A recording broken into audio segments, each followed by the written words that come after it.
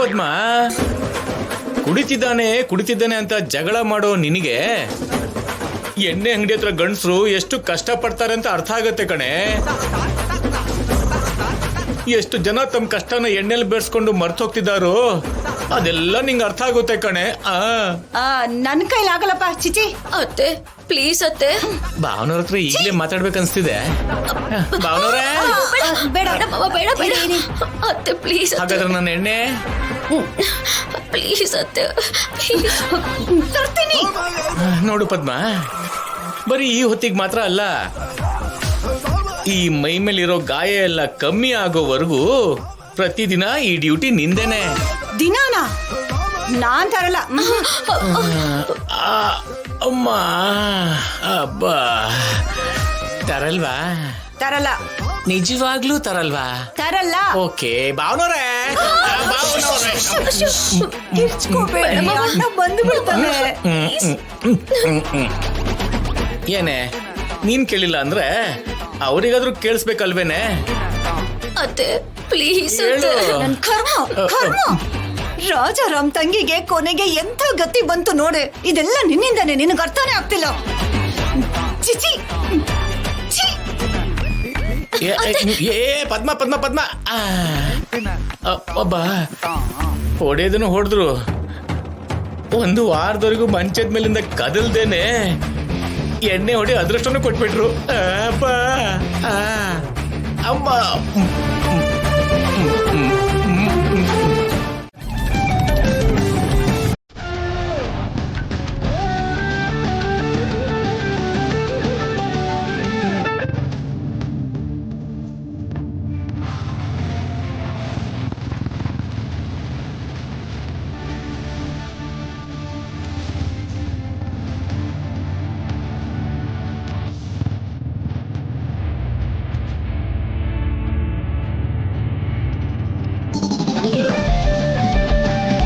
ಅತ್ತೆ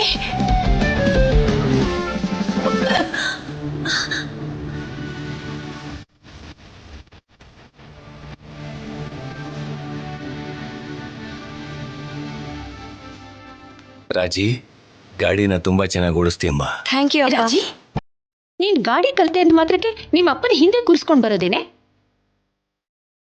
ಅಮ್ಮ, ಅದೇ ಮಗ ಆಗಿದ್ರೆ ನಿಮ್ಮಪ್ಪ ಓಡಿಸೋವಾಗ ನೀನ್ ಹಿಂದೆ ಆರಾಮಾಗಿ ಬರ್ತಿದ್ಯಲ್ವೋ ಅಂತ ಕೇಳ್ತಿದ್ದೆ ಅಲ್ಲ. ಅದು ಹಾಗಲ್ಲ ರೀ. ನೋಡು ಜನಕಿ, ಹೆಣ್ಮಕ್ಳು ಒಂಟಿಯಾಗಿ ದೇಶನೇ ಸ್ವತಂತ್ರವಾಗಿ ದಾಟಿ ಹೋಗ್ತಿದ್ದಾರೆ. ನಾವು ಕನಿಷ್ಠ ನಮ್ಮೂರಲ್ಲಿ ಕೂಡ ಓಡಾಡಕ್ ಬಿಡ್ಲಿಲ್ಲ ಅಂದ್ರೆ ಹೇಗೆ? ಅಯ್ಯೋ ಇಲ್ಲ ರೀ, ಬೀಳಿಸ್ಬಿಡ್ತಾಳೆ ಅಂತ ಅಮ್ಮ.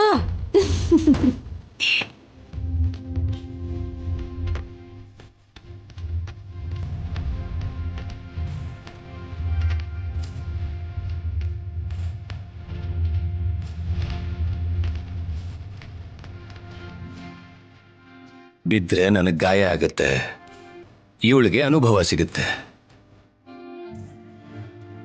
ಎಸ್ ಅಂಕಲ್, ನಿಮ್ ಹಾಗೆ ಎಲ್ಲರೂ ಹೆಣ್ಮಕ್ಳನ್ನ ಎಂಕರೇಜ್ ಮಾಡಿದ್ರೆ ಚೆನ್ನಾಗಿರುತ್ತೆ ಅಲ್ವಾ ಅದ್ಯಾ? ಹೌದು ದೊಡ್ಡಪ್ಪ. ನನಗಂತೂ ನನ್ನ ಮಗಳು ಗಾಡಿ ಓಡಿಸಿದ್ ನೋಡಿ ನನಗೆ ತುಂಬಾ ಹೆಮ್ಮೆ ಆಗ್ತಿದ್ಯಮ್ಮ.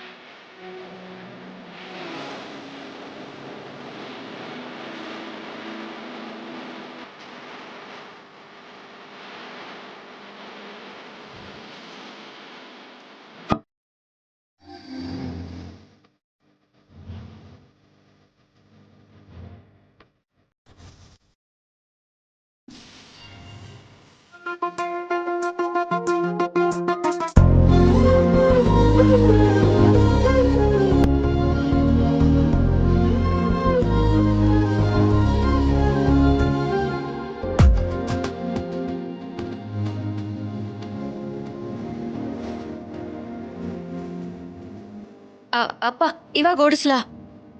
ರಾಜಿ ಹುಷಾರು ಕಣೆ.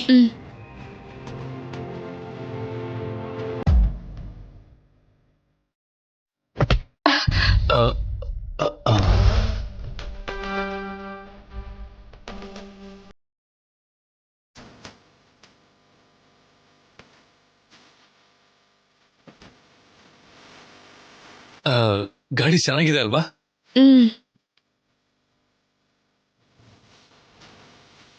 ಅತ್ತೆ ನೀವು ಬನ್ನಿ ಬನ್ನಿ, ನೀವು ಕೂತ್ಕೊಳ್ಳಿ. ಬನ್ನಿ ಅತ್ತೆ, ಬನ್ನಿ. ಅಯ್ಯೋ ಬನ್ನಿ ಅತ್ತೆ, ನೀವು ಬನ್ನಿ, ನೀವು ಬನ್ನಿ ಹೇಳ್ತೀನಿ. ಅಯ್ಯೋ ಬನ್ನಿ, ಏನಾಗಲ್ಲ, ಬನ್ನಿ. ಬನ್ನಿ ಬನ್ನಿ. ಇದೊಂಚೂರು ಹಿಡ್ಕೊಳ್ಳಿ ಆಯ್ತಾ? ನನಗ್ ಭಯ ನೀವು ಆಗುತ್ತೆ. ಕೂತ್ಕೊಳ್ಳಿ ಅತ್ತೆ, ಏನಾಗಲ್ಲ. ಬೇಡಿ ನೀವು ಹೇಳಿದ್ರೆ. ಕೂತ್ಕೊಳ್ಳಿ ಹೇಳ್ತೀನಿ.